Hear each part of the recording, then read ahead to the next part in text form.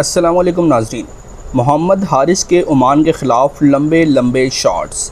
یہ Asia cup کا پہلا میچ تھا اور شائقین کرکٹ بہت پرجوش تھے کہ پاکستان ٹیم اپنے سفر کا آغاز کس انداز میں کرے گی، لیکن میچ کے آغاز میں ہی پاکستانی بیٹنگ لائن اپ کو شدید جھٹکے لگے۔ پہلی ہی گیند پر سائم ایوب LBW آؤٹ ہو گئے اور گراؤنڈ میں ایک دم خاموشی چھا گئی۔ شائقین کو یقین ہی نہیں آ رہا تھا کہ نوجوان اوپنر اتنی جلدی پویلین واپس لوٹ جائے گا۔ اس کے بعد صاحبزادہ فرحان میدان میں آئے، لیکن ان کی کارکردگی نے مزید مایوس کیا۔ 29 گیندوں پر صرف ایک چوکا کھیل کر وہ 29 رنز بنا سکے۔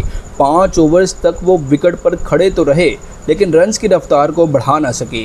100 کے اسٹرائک ریٹ اور 5 اوور ضائع کر کے انہوں نے ٹیم کے لیے بڑا نقصان کیا۔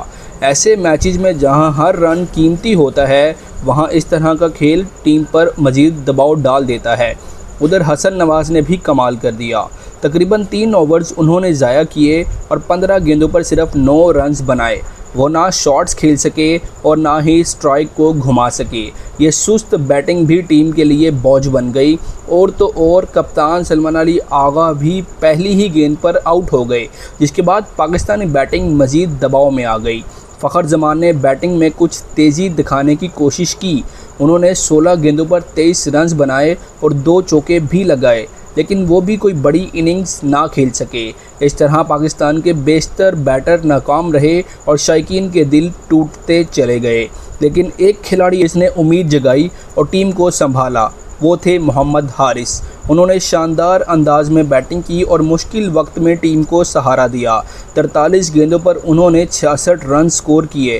ان کی اننگز میں 7 چوکے اور 3 شاندار لمبے چھکے شامل تھے۔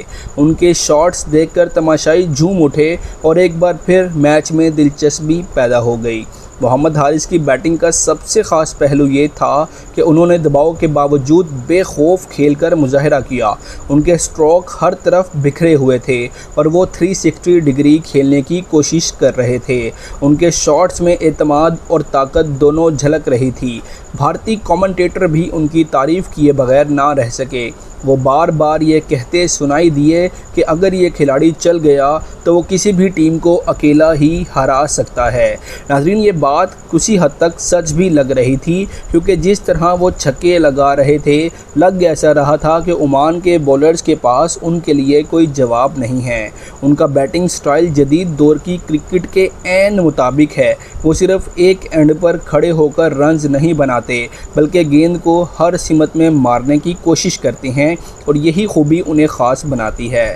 آخر میں محمد حارث آج کے سب سے بڑے رن سکورر بنے اور شائقین نے انہیں خوب داد دی۔ ان کی اننگز نے یہ ثابت کیا کہ اگر انہیں موقع دیا جائے اور صحیح نمبر پر کھلایا جائے تو وہ پاکستانی ٹیم کے لیے میچ ونر بن سکتے ہیں۔ ان کی بیٹنگ نے نہ صرف ٹیم کو سہارا دیا بلکہ شائقین کے دل بھی جیت لیے۔ یہی وجہ ہے کہ آج کی شام مکمل طور پر محمد حارث کے نام رہی۔